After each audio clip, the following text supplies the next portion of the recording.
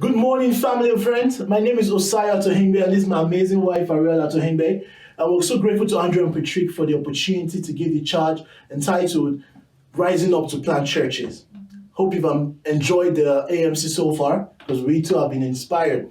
Let's open our Bibles to Jeremiah chapter 1. I'll be reading verses 4 to 10. The Bible reads, "The word of the Lord came to me, saying, Before I formed you in the womb, I knew you. Before you were born, I set you apart. I appointed you as a prophet to the nations. Allah, sovereign Lord, I said, I do not know how to speak. I am too young. But the Lord said to me, do not say I am too young. You must go to everyone I send you to and say whatever I command you. Do not be afraid of them, for I am with you and will rescue you, declares the Lord. Then the Lord reached out his hand and touched my mouth and said to me, I have put my words in your mouth. See, today I appoint you over nations and kingdoms to uproot and tear down, to destroy and overthrow, to build and to plant." Family, right here we see the call of Jeremiah. And it's so clear from the scripture, God's heart right at that time. God's heart has always been to send people out to win as many as possible for him. In this scripture, in verse 10, you see he said, I'm sending you to uproot and tear down, to destroy and to overthrow. Guess what? God is sending us to uproot and to tear down false doctrine. And he says here, to build and to plant. And he wants us to build and to plant his churches around the world, which is the pillar and foundation of truth. Years later, we see God's heart through his son Jesus Christ, commanding his disciples in Matthew chapter 28 to go into the world and make disciples of all nations. God's heart has still not changed, because even in this time, he expects us to do the same thing, to win the world for him. And I'm so grateful to be part of a movement of churches worldwide that is actively seeing God's desire being achieved in this generation by planting churches around the world. And the Africanos World Sector is part of that dream, as this year we started off Operation Lionheart, which is going to see the planting of churches in every country in Africa. This had already started because between 2015 and 2020, 5 countries had already been planted. Come Sunday, we're going to see the sending out of 2 mission teams, and an additional country, the Republic of Congo, making it 6 countries planted. And however, we have 43 countries left. Guess what? God is not going to send out stones. He's not going to raise stones to send out, but he's going to send you and I. And so I have 2 questions for you as we consider this, which will form the basis of my point. The first question is this: is Jesus' dream your dream? You know, for me, I had to consider this because I had a dream to be a top financial exec and, contribute financially to the church as a disciple. That was my dream. I could be a disciple and do that. But when the opportunity came to be part of the full-time ministry and to go on a mission team, I didn't think twice about it, because for me, the moment Jesus Christ became the Lord of my life, he became the Lord of my dreams. The question you have to ask yourself is Jesus Christ really the Lord of your dreams? Do you have dreams that you've made priority in your life over the dreams of Jesus Christ? This is something you have to think about. Is Jesus Christ truly the Lord of your life? At this time, I want my amazing wife to share. Thank you, baby. And thank you, Andrew and Patrick, for the opportunity to share my heart. I'd love to take this moment to speak to the women listening in. As my husband read Jeremiah 1, my heart felt treasured by God. I saw how God had an amazing plan for us to be ambassadors of the gospel throughout the world before we took our first breath. But for many of us, the cares of life, the insecurities in our heart, and the arrogance of mind holds us back from embracing God's dream.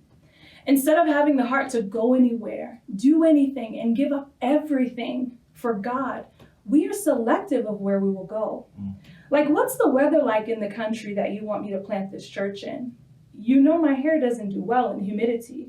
We can also be selective of what we'll do for God.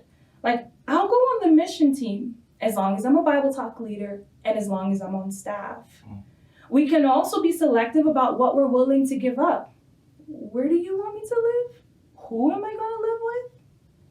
What if Jesus had this heart towards us? What if he looked down at our brokenness, our sinful mindsets, and our rebellious hearts and said, they're not worth me sacrificing for. Wow. They're not worth me dying for.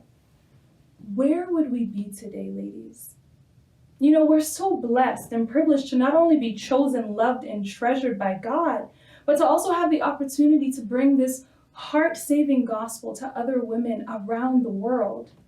The question you want to ask yourself is, are you a selfish sister, only looking and taking from the kingdom, or a surrendered servant of Jesus, ready to lay down your life and embrace Jesus' dream with all your heart? I pray the answer is the latter. Thanks a lot, babe. Deep things to think about right there. Second question, as we rise up to plant churches, are you available for Jesus' dream? You know, thinking about this question, my mind goes to Isaiah chapter 6, verse 8, where Isaiah himself was called, and God asked two questions. He said, who will I send, and who will go for us? And Isaiah's response was, here am I, send me. This is the heart each and every one should have as disciples. Question you have to ask yourself, are you available for Jesus' dream? You know, I'm so grateful to God for my life so far. You know, September 9th, 2021, I'll be 3 years in the faith.